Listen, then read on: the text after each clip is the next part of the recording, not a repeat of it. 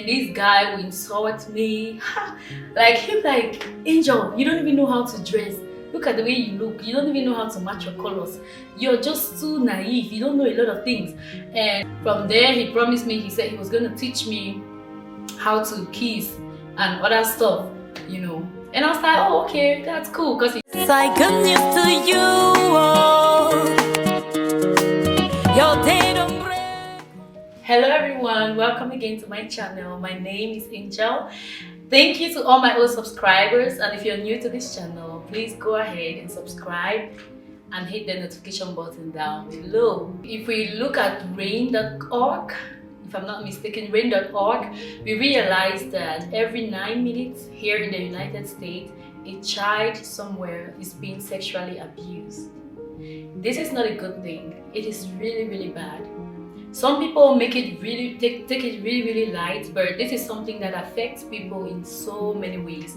There are some people who literally go down to their grave with some of this pain and secrets in their hearts. And the best we can do is to be able to speak up, talk about our experiences, help other people to speak up, and just help, you know, stop this terrible thing happening in our world.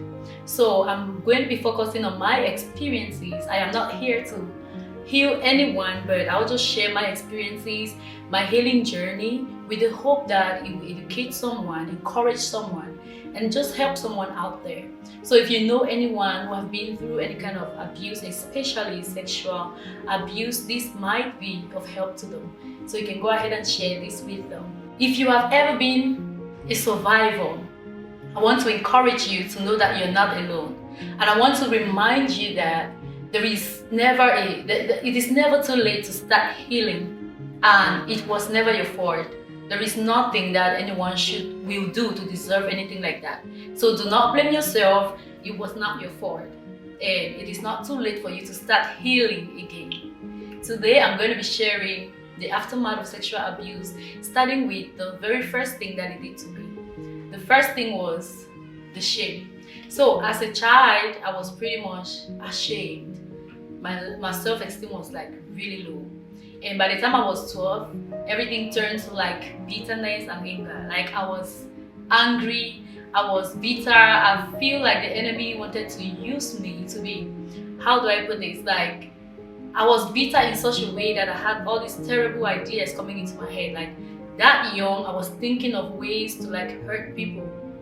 That is not a good thing, but those are some of the things that sexual abuse can lead to. It can lead to this. Some people are not just ashamed, but they get so bitter, and that bitterness is not from God. That bitterness is what the devil tries to help them use as a coping mechanism, and in turn harm other people. So trying to solve a problem by creating another problem does not actually solve anything. So if you're like me and you went through that, I really pray that you find healing just like I found healing. Okay, so point number 2. I know I talked shallowly about self-esteem, but it was bad, like really bad. By 15, my self-esteem was a mess. I was at that point where I was trying so hard to fit in. I was seeing my friends, you know, behaving in a certain way, and I felt so lost. First off, after the abuse, and even prior to the abuse, I was always in the house.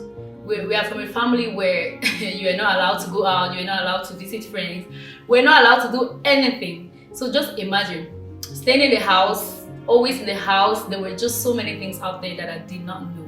So when I was in lower C, I decided to try to experiment some of the things that my friends were experiencing. I mean, I was hearing about, oh, this person just put to bed, and I'm like, wait, put to bed? Does that mean they actually like slept with someone and then got pregnant? Those things were like, I don't know, it was just so strange to me. Then we had a neighbor, a tenant, and the tenant had a son, right? He was also a teenager.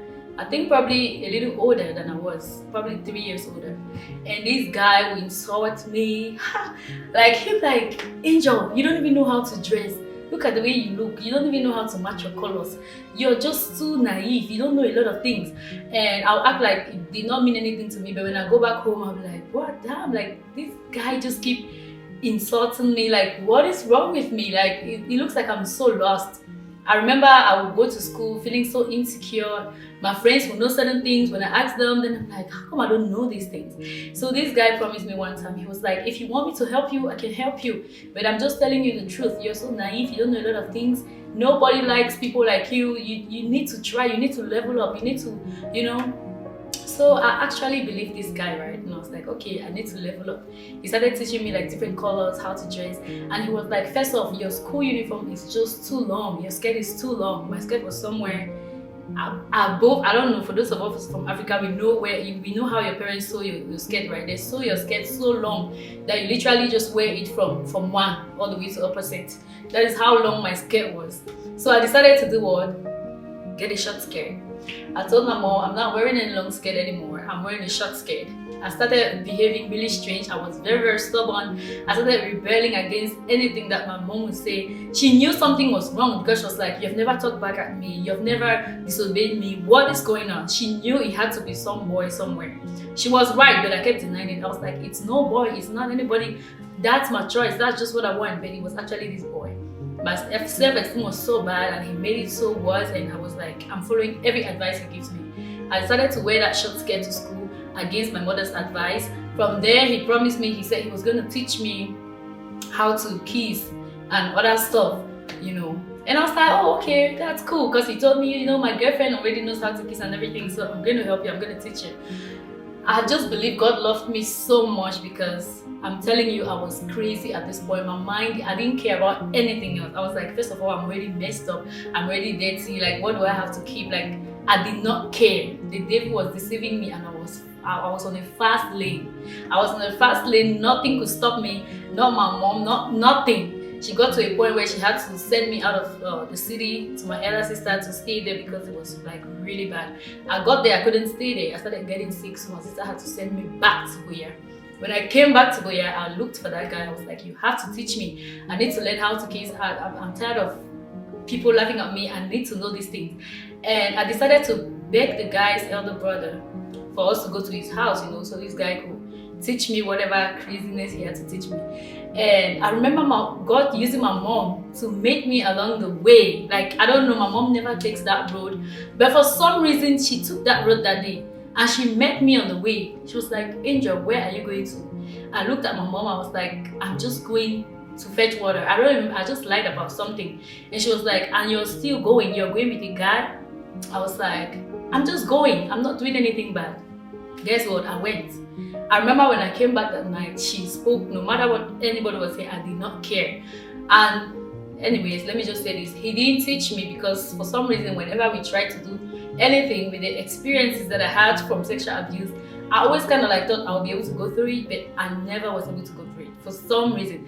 And I really believe that was God kind of trying to protect me, because I don't know, my life would have been a mess, I'm telling you, but each time he tried to teach me certain things, it will not work out. Either somebody will walk in or something abruptly will take place, and I'm so thankful that I didn't get to, you know, he didn't get to teach me all these crazy things that he had to teach me. He did teach me how to kiss, yes, but yes, he taught me that part, but not the other one, because it didn't just work out. That is the craziness that some of these things can lead you to.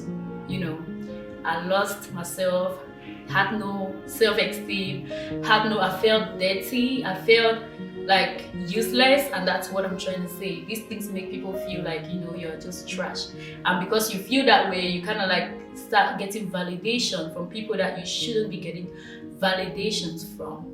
I do pray that this does not happen to you, and if it already happened to you, there is still a chance for you. You can still turn things over by running to God, by running to God and letting Him beautify your life just like He did for me. I'll be stopping there for point number 2. Again, just because I don't want us to keep going. I don't want it to be too long. That was point number 2 for today. Watch out for the next episode on this channel. First, like, share, comment, let me know your thoughts. Have you experienced something like this? If yes, what did you do? Have you been through, do you know someone who have been through this? If yes, why do I keep saying if yet? Anyways, guys, English is hard. It's not my first language, so bear with me. Yes, if you know anyone who have been through this, please share your thoughts. What did they do? What did you do? I do hope that you learned something from this video. And until next time, see you. Bye bye. Say good news to you. Oh.